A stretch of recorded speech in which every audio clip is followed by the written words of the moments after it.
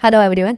आज हम बात करेंगे कि एडसेंस अप्रूवल के लिए हमें कौन कौन सी रिक्वायरमेंट होती है, क्या क्या चीज़ें हमें करनी चाहिए और ऐसी कौन कौन सी चीज़ें हैं जो हमें अवॉइड करनी चाहिए। ठीक है, तो सबसे पहले अपन बात करते हैं कि वेबसाइट का डिज़ाइन और कंटेंट किस हिसाब से अपन लिख सकते हैं ताकि अपने को इजीली एडसेंस अप्रूवल मिल सके। क्योंकि बहुत सारे लोग वीडियोज़ में बताते हैं कि आपको हाई क्वालिटी कंटेंट लिखना चाहिए अपनी वेबसाइट पे ताकि आपको एडसेंस अप्रूवल मिल सके। बट अपन आज जानेंगे इस वीडियो में कि आखिरकार हाई क्वालिटी कंटेंट लिखा कैसे जाता है और कौन कौन से ऐसे टूल्स हैं जिनका यूज़ अपन ले सकते हैं लेकिन उनसे कोई दिक्कत ना हो, अपने वेबसाइट को कोई अफेक्ट नहीं करे। और साथ ही में आर्टिकल लिखने का एक पूरा प्रोसेस हम जानेंगे इस वीडियो के अंदर। तो वीडियो को लास्ट तक ज़रूर देखना और चैनल को सब्सक्राइब कर लेना ताकि ऐसी रेगुलर गाइड्स आपको मिलती रहे। ठीक है, साथ ही हम जानेंगे कि एडसेंस का सेटअप हमें किस हिसाब से करना है, कंटेंट किस हिसाब से लिखना है, वेबसाइट का डिज़ाइन, थीम, टेम्पलेट किस हिसाब से सेटअप करना है, कौन कौन से पेजेस हैं और क्या क्या अपन ऐसा कर सकते हैं वेबसाइट में इम्प्रूव कर सकते हैं जिससे अपना वेबसाइट अथॉरिटी, ट्रस्टवर्दी और एक्सपर्टीज़ के साथ में रैंक करे। सबसे पहला और सबसे इम्पोर्टेंट स्टेप है कंटेंट क्वालिटी। और यहाँ एक बात बिल्कुल क्लियर कर देता हूँ, एडसेंस अप्रूवल का कोई ऑफिशियल रूल नहीं है कि आपके पास में एग्जैक्टली कितने आर्टिकल्स होने चाहिए, जैसे कि 20, 30 या 50 आर्टिकल्स होने चाहिए। इसलिए अगर कोई आपको कहता है कि बस 30 आर्टिकल लिखो और एडसेंस अप्रूव हो जाएगा तो उस बात पर ब्लाइंडली ट्रस्ट मत कीजिए। गूगल का फोकस सिर्फ आर्टिकल्स की काउंटिंग पे नहीं होता, क्वांटिटी पर नहीं होता। फोकस होता है तो सिर्फ क्या आपकी वेबसाइट यूजर्स को यूजफुल, ओरिजिनल और वैल्यूएबल इन्फॉर्मेशन दे रही है। फॉर एग्जाम्पल, जैसे कि मान लीजिए आपकी वेबसाइट पर 50 आर्टिकल्स है लेकिन हर आर्टिकल सिर्फ 500 वर्ड का है, इन्फॉर्मेशन बहुत कम है, दूसरे वेबसाइट से कॉपी किया गया है, हेडिंग सिर्फ कीवर्ड्स भरने के लिए है और आर्टिकल पढ़ने के बाद यूज़र को कोई रियल सॉल्यूशन नहीं मिलता, तो 50 आर्टिकल होने का फ़ायदा क्या है। दूसरी तरफ आपके पास में 20 आर्टिकल्स हैं जो कि जेन्युइनली यूज़फुल आर्टिकल है। हर आर्टिकल किसी स्पेसिफिक प्रॉब्लम को सॉल्व करता है, इन्फॉर्मेशन प्रॉपरली एक्सप्लेन होती है, एग्जाम्पल्स हैं, अच्छा फॉर्मेट है और कंटेंट ओरिजिनल है, तो ऐसी वेबसाइट ज़्यादा मजबूत फाउंडेशन बना सकती है। इसलिए क्वालिटी और क्वांटिटी दोनों का मेजर रखें बैलेंस्ड इक्वेशन के अंदर, है ना। Quality plus usefulness plus originality, तभी आपकी वेबसाइट जो है वो ट्रस्टवर्थी और ऑथोरिटिवनेस में आएगी। अब सवाल होता है कि अच्छा कंटेंट आखिर दिखता कैसा है ना। मान लीजिए आपका टॉपिक है how to create a Google Search Console account, है ना। सिर्फ 500 वर्ड्स में बेसिक डेफिनेशन देकर आर्टिकल ख़त्म मत कर दीजिए। यूज़र को स्टेप बाय स्टेप प्रोसेस दीजिए।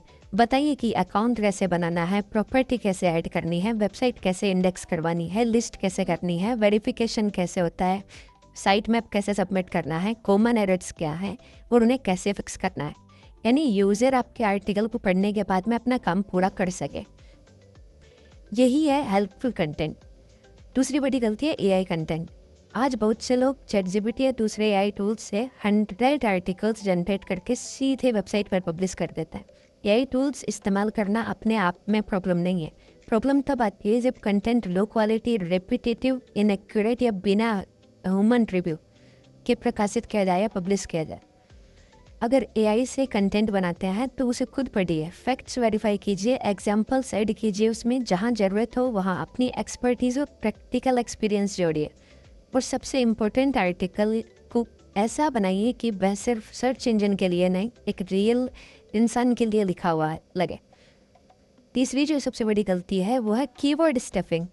अगर आपका कीवर्ड है गूगल एडसेंस अप्रूवल तो हर दूसरी लाइन में यही कीवर्ड डालना ज़रूरी नहीं है। गूगल को मैनिपुलेट करने की कोशिश मत कीजिए, नेचुरल लैंग्वेज में लिखिए, रिलेटेड टॉपिक्स कवर कीजिए, यूज़र इंटेंट को समझिए और एक आर्टिकल में एक क्लियर पर्पस रखिए।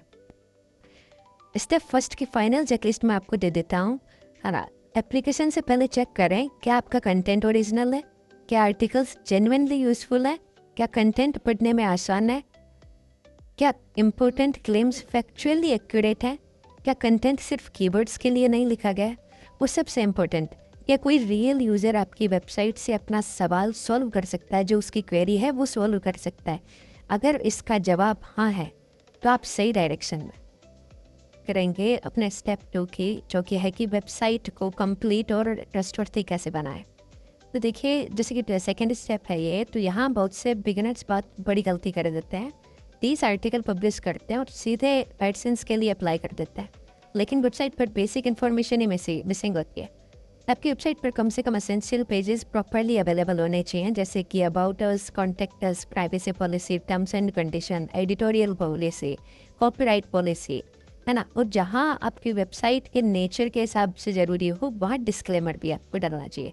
अब समझते हैं कि पेजेस कितने इंपॉर्टेंट क्यों होते हैं और क्यों ये सब रिक्वायर्ड होते हैं। आखिरकार क्यों सब वीडियो में बोलते हैं कि ये पेजेस होने ज़रूरी होते हैं। ठीक है, तो अबाउट इस पेज पे सिर्फ ये मत लिखिए कि welcome to our website, we provide quality information, like अपने आप को बड़ा चढ़ा के दिखाना। ठीक है, ये बहुत जेनेरिक सा लगता है। यूजर को बताइए कि आपकी वेबसाइट किस पर्पज़ के लिए बनाई गई है, आप किन टॉपिक्स पर कंटेंट पब्लिश करते हैं, आपकी एडिटोरियल अप्रोच क्या है। अगर रिलेवेंट हो तो ऑथर या टीम के बारे में बेसिक इन्फॉर्मेशन दीजिए। उदाहरण के लिए अगर आपकी वेबसाइट एसईओ ट्यूटोरियल्स देती है तो अबाउट इस पेज पर एक क्लियर होना चाहिए कि वेबसाइट का उद्देश्य बिगिनर्स और प्रोफेशनल्स को प्रैक्टिकल एसईओ इन्फॉर्मेशन देना है ना। क्योंकि हम ज़्यादातर जो अबाउट अस और पेज क्रिएट करते हैं या तो वो किसी वेबसाइट के थ्रू करते हैं जिनके अंदर ऑलरेडी एक फॉर्मेट डाला हुआ होता है और वो सिर्फ आपकी वेबसाइट का लिंक और नाम चेंज कर देते हैं और same to same content provide कर देते हैं। ये कॉन्टैक्ट अस जो पेज होता है अपना, कॉन्टैक्ट अस पेज पर यूज़र के लिए कॉन्टैक्ट करने का क्लियर तरीका होना चाहिए। ऐसा नहीं कि आपने सिर्फ और सिर्फ एक शॉर्ट कोड डाल के और वो क्लियर कर दिया, वहाँ पे कोई भी एडिशनल इन्फॉर्मेशन नहीं। अगर ईमेल एड्रेस दिया है तो वो वर्किंग होना चाहिए। कॉन्टैक्ट फॉर्म है तो टेस्ट करके देखिए। कई वेबसाइट पर कॉन्टैक्ट पेज होता है लेकिन फॉर्म सबमिट होता ही नहीं। एक छोटी सी मिस्टेक वेबसाइट की क्रेडिबिलिटी को नुकसान पहुँचा सकती है।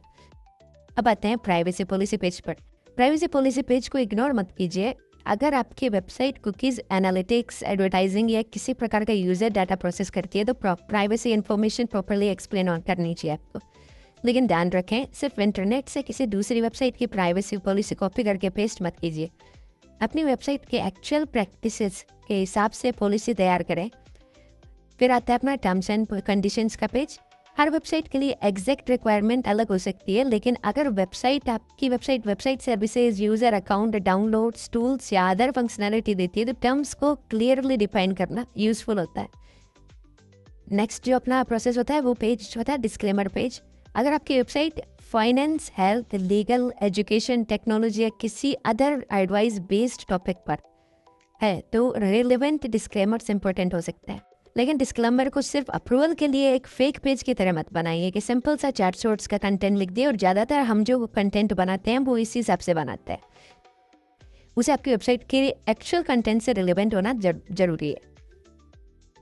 स्टेप 3 में हम बात करेंगे कि वेबसाइट डिज़ाइन और यूज़र एक्सपीरियंस को फिक्स कैसे करना होता है और ये चीज़ें क्यों इतनी इम्पोर्टेंट होती हैं। ठीक है, तो अब ये स्टेप बहुत से लोग अंडर एस्टिमेट करते हैं। इमेजिन कीजिए कि गूगल का क्रॉलर आपकी वेबसाइट पर आता है, लेकिन उससे पहले एक यूज़र आपकी वेबसाइट खोलता है। वेबसाइट बहुत स्लो है, मोबाइल पर लेआउट टूट रहा है, मेनू काम नहीं कर रहा है, पॉपअप बार बार खुल रहा है, हर तरफ एड्स और बैनर्स हैं, बटन कंफ्यूजिंग हैं और यूज़र को आर्टिकल तक पहुंचने के लिए 5 अलग-अलग पेजेस खोलने पड़ रहे हैं, है ना? क्या ऐसी वेबसाइट प्रोफेशनल लगेगी? है ना? मेरे हिसाब से, मेरे एक्सपीरियंस के हिसाब से बिल्कुल नहीं। इसलिए एडसेंस अप्लाई करने से पहले अपनी वेबसाइट को यूज़र फर्स्ट बनाइए। सबसे पहले मोबाइल एक्सपीरियंस ज़रूरी होता है। आज बहुत सा इंटरनेट का बहुत बड़ा हिस्सा यूज़र्स का मोबाइल डिवाइस से आता है। अपनी वेबसाइट मोबाइल पर खोलिए, टेस्ट कीजिए, मेनू चेक कीजिए, टेक्स्ट पढ़ने में आसान है, बटन सही से साइज़ के हैं कि नहीं हैं, इमेज स्क्रीन से बाहर तो नहीं जा रही है, टेबल्स टूट तो नहीं रही हैं, हॉरिजॉन्टल स्क्रॉलिंग तो नहीं हो रही है। अगर मोबाइल एक्सपीरियंस ख़राब है तो पहले उसे फिक्स कीजिए। बात करते हैं नेविगेशन की। आपकी वेबसाइट का मेन मेनू सिंपल होना चाहिए। उदाहरण के लिए होम, कैटेगरीज, अबाउट, कॉन्टैक्ट और रेलिवेंट पेजेस जो भी आपने अपने तरफ से ऐड किए हैं। यूज़र्स को ये समझ आना चाहिए कि वेबसाइट पर क्या उपलब्ध है और वह किस सेक्शन में जाए। फिर बात करते हैं ब्रोकन लिंक्स की। अपनी वेबसाइट के इंपॉर्टेंट पेजेस मैन्युअली टेस्ट करें।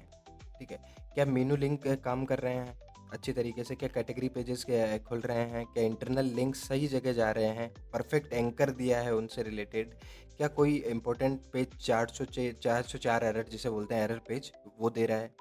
अगर आपने हाल ही में वेबसाइट रीडिज़ाइन की है तो पुराने यूआरएल्स भी चेक करो, क्योंकि बहुत बार डिज़ाइन करने के बाद में जो स्कीमा है वेबसाइट का, जो यूआरएल स्ट्रक्चर है वो टूट जाता है, उसके अंदर डेट्स वगैरह आ जाती हैं।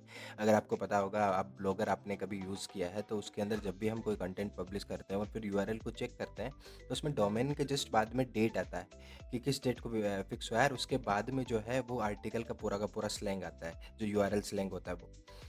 फिर हम बात करते हैं वेबसाइट की स्पीड। वेबसाइट को अननेसेसरीली हैवी मत बनाइए। डिज़ाइन करने के चक्कर में बहुत बार जो पब्लिशर्स होते हैं वो डिज़ाइन करने पे लग जाते हैं कि पॉपअप का डिज़ाइन ये होना चाहिए, मेरे फुटर के अंदर जो है वो ब्लैक बैकग्राउंड होना चाहिए, वाइट टेक्स्ट होना चाहिए, है ना? बहुत सारी चीज़ें इस प्रकार से। तो जो बड़ी इमेजेस हैं उनको अपलोड मत करिए, अननेसेसरी प्लगइन्स और स्क्रिप्ट्स हटा दीजिए, ठीक है? लेकिन स्पीड के नाम पर फंक्शनैलिटी खराब भी मत कीजिए। सबसे बड़ी डिज़ाइन मिस्टेक है सबसे ज़्यादा ऐड होना, है ना? आपकी वेबसाइट पे सबसे ज़्यादा ऐड जो है बैनर टेक्स्ट लगाना, या फिर आपका जो हॉरिजॉन्टल टेक्स्ट है, या फिर वर्टिकल हैं जो सारे एड्स लगाना, आपके पॉपअप ऐड लगाना, सबसे बड़ी मिस्टेक जो है वो यही है। अगर आप कोई एडसेंस अप्रूवल लेने की कोशिश कर रहे हैं तो वेबसाइट को एडवर्टाइजमेंट से भरने की ज़रूरत आपको है ही नहीं। पहले वेबसाइट की क्वालिटी और यूज़र एक्सपीरियंस बनाइए। आपका होम पेज देखकर यूज़र को ये महसूस होना चाहिए कि एक यूज़फुल वेबसाइट है, ना कि ये सिर्फ एड्स दिखाने के लिए बनाई गई है। इसके बाद में हमारे पास में आता है step 4, Google Search console, indexing और technical setup.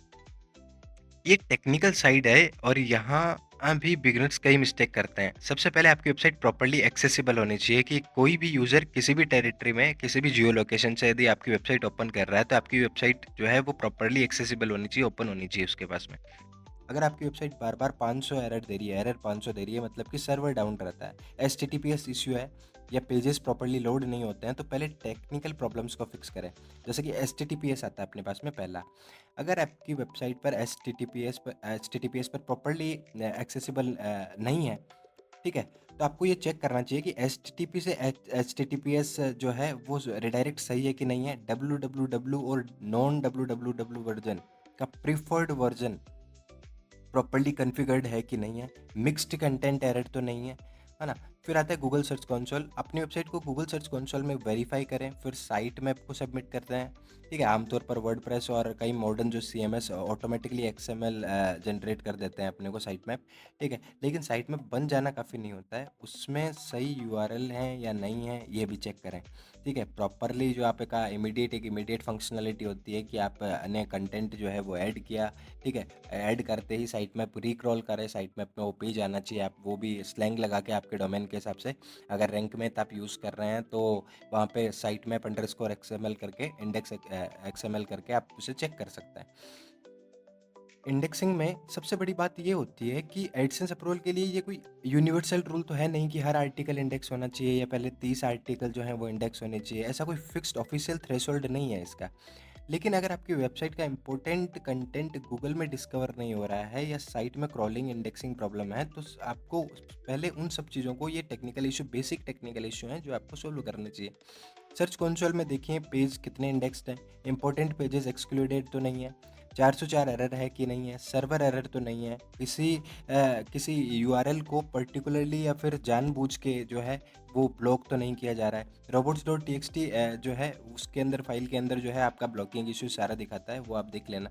No index tags गलती से इंपॉर्टेंट पेजेस पर तो नहीं लग गया है, क्योंकि नो इंडेक्स टैग यदि आप मार्क कर दोगे, उसका मतलब होगा कि आपने इस पे पर्टिकुलर पेज को गूगल पे इंडेक्स होने से रोका है।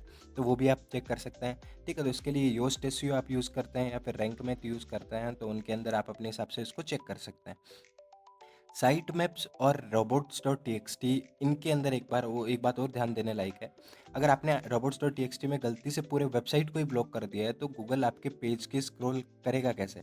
इसलिए टेक्निकल एसईओ के बेसिक्स जो हैं उनको इग्नोर मत करें, ठीक है? इंटरनल लिंकिंग, अपने आर्टिकल को एक दूसरे से लॉजिकली कनेक्ट करें। इंटरनल लिंकिंग में ऐसा होता है कि हम कई बार कोई टेक्स्ट पकड़ लेते हैं और टेक्स्ट से रिलेटेड आर्टिकल है, तो उस पर्टिकुलर टेक्स्ट के ऊपर इंटरनल लिंक कर देते हैं, जबकि ये तरीका सही नहीं है। एक परफेक्ट एंकर होना चाहिए, एंकर टेक्स्ट होना चाहिए, ठीक है? उस पर्टिकुलर आर्टिकल से। और इसे बनाने के लिए, अगर आप बनाना भी चाहते हैं, तो आप चैट जीपीटी की मदद ले सकते हैं। होगा ये कि आपका टाइटल और पहले 2 पैराग्राफ आप चैट जीपीटी को दो और उन्हें बोलो, अब नीचे जो है आपको एक स्लैंग डाल के, ठीक है? एक और चीज़ देनी पड़ेगी, अब जो आर्टिकल आपने दिया है उसको आप किस पेज के अंदर, किस आर्टिकल के अंदर जो इंडेक्स करना चाहते हैं, किस में डालना चाहते हैं, उस आर्टिकल का पहला टाइटल और पेज दो, ठीक है। उसको बोलो कि रिलेटेड एंकर टेक्स्ट जो है वो स्ट्रॉन्ग सीटीआर जो बिल्ड करे, क्लिक थ्रू रेट लाए, ठीक है, और यूजर्स को डाइवर्ट करे पर्टिकुलर इन्फॉर्मेशन के साथ में, तो वो आपको वो चीज़ बना के दे देगा। तो एंकर टेक्स्ट आप ऐसे यूज़ करो, ठीक है।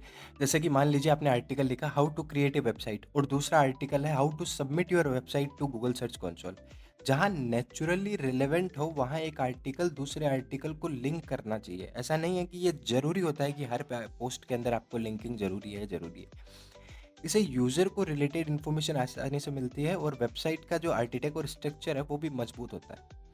अब स्टेप 5 जो अपनी आती है वो आती है कि गूगल एडसेंस पॉलिसीज़ को सीरियसली फॉलो करना है अपने को, ठीक है।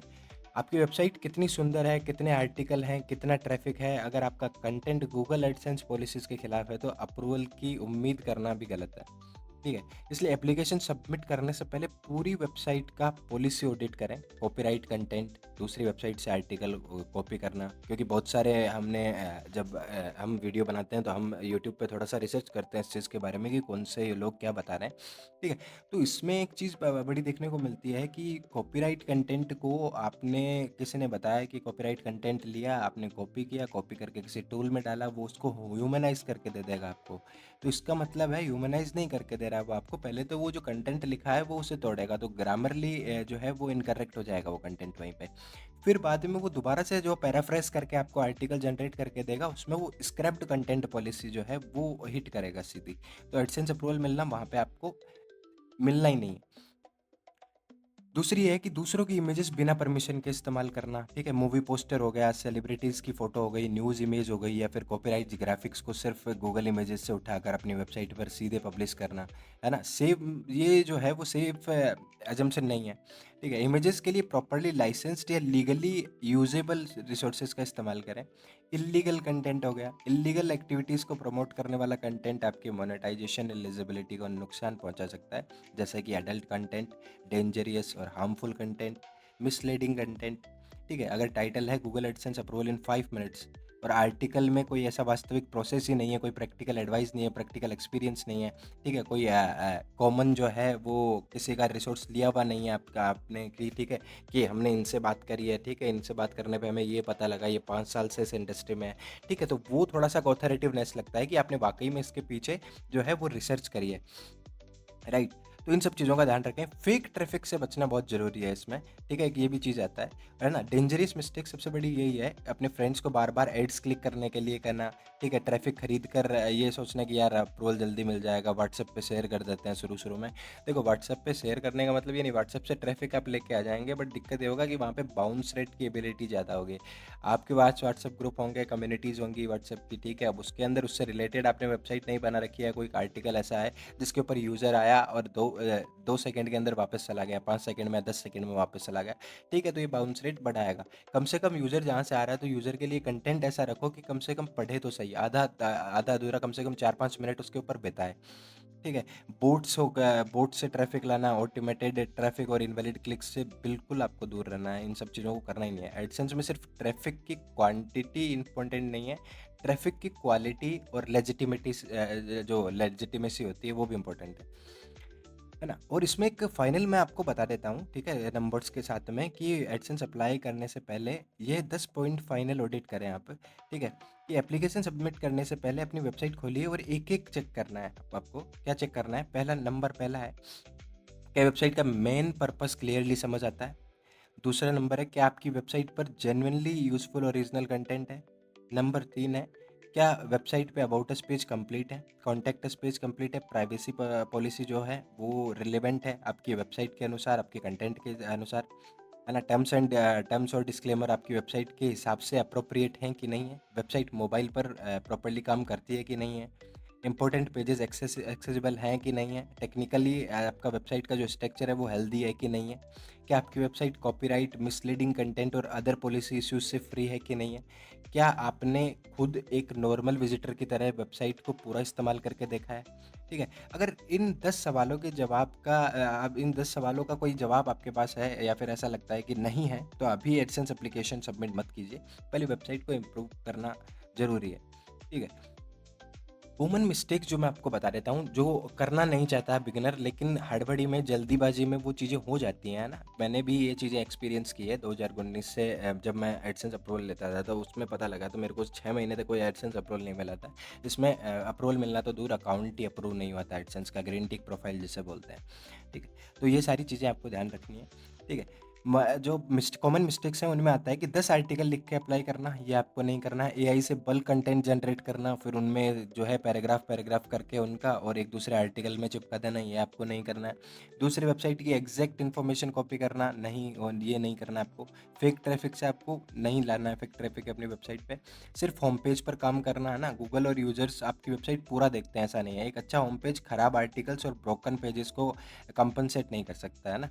हर जगह कीवर्ड्स भरना, ये सारी चीज़ें आपको नहीं करनी है, ठीक है? तो अगर आपको वीडियो अच्छा लगा, हेल्पफुल लगा होगा, तो चैनल को सब्सक्राइब कर लेना, ताकि ऐसी वीडियोज़ और अपडेट्स आपको मिलती रहे। बाकी दूसरे वीडियोज़ के अंदर हम एक डीपली एक आर्टिकल, स्ट्रक्चर आर्टिकल के साथ में वीडियो लेके आएँगे, जिसमें आपको बताया जाएगा कि एक प्रॉपर आर्टिकल हेडिंग से, है ना? हेडिंग्स हायरार्की क्या होती है, मेटा डिस्क्रिप्शन कैसे लिखना है, जो सीटीआर लाए, क्लिक थ्रू रेट लाए, गूगल से ट्रैफिक लाए ऑर्गेनिकली, ये सारी चीज़ें हम उसमें करने वाले हैं।